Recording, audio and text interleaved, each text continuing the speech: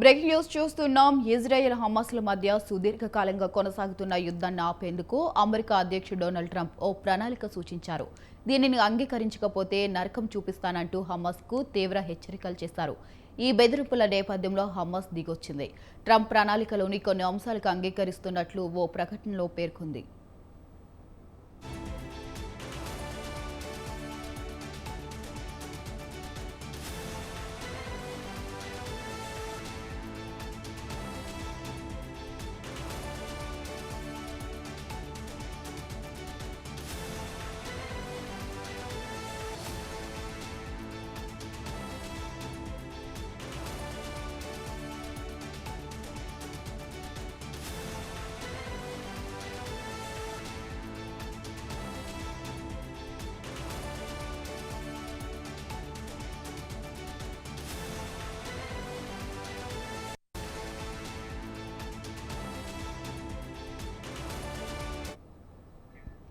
Trump ప్రణాళిక ప్రకారం తమ చెరలోని ఇజ్రాయెల్ బందీలందరినీ విడుదల చేసేందుకు సిద్ధంగా ఉన్నట్లు తెలిపింది.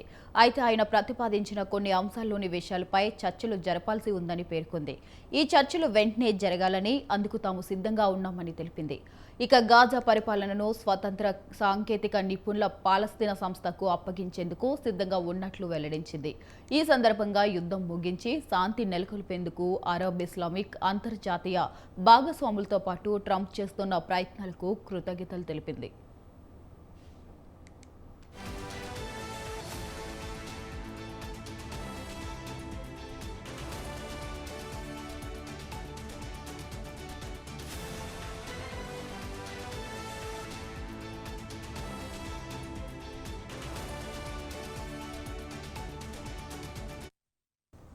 అంతకుముందు ట్రంప్ హమాస్కు హెచ్చరికలు జారీ చేశారు. ఇజ్రాయెల్ హమాస్ యుద్ధానికి ముగింపు పలికే అంశంపై అమెరికా అధ్యక్షుడు డొనాల్డ్ ట్రంప్ హమాస్కు డెడ్ లైన్ విధించారు.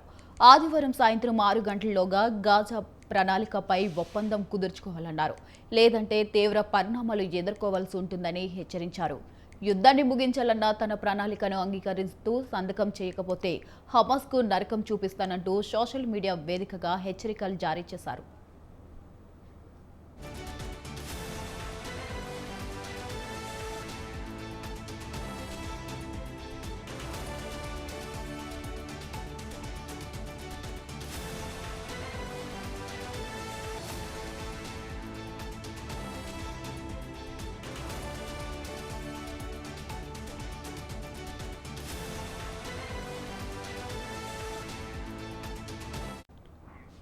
అమెరికా అధ్యక్షుడు డొనాల్డ్ ట్రంప్ ఇటీవల ఇజ్రాయెల్ ప్రధాని బెంజమిన్ నెతన్యాహుతో కలిసి 20 సూత్రాల ఫార్ములాను ప్రతిపాదించారు.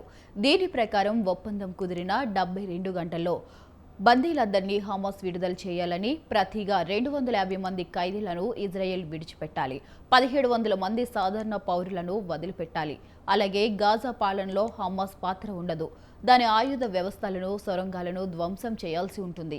అందువల్ల ట్రంప్ సూచించిన ప్రతిపాదనలపై సర్వత్రా ఆమోదం లభిస్తుంది. ఇక ఇజ్రాయెల్ దీనికి అంగీకరించగా అధ్యయనం చేశాక చెబుతామని హమాస్ ప్రకటించింది. ఈ నేపథ్యంలోనే చివరి అవకాశంగా ట్రంప్ హెచ్చరికలు జారీ చేయడంతో హమాస్ దిగొచ్చింది.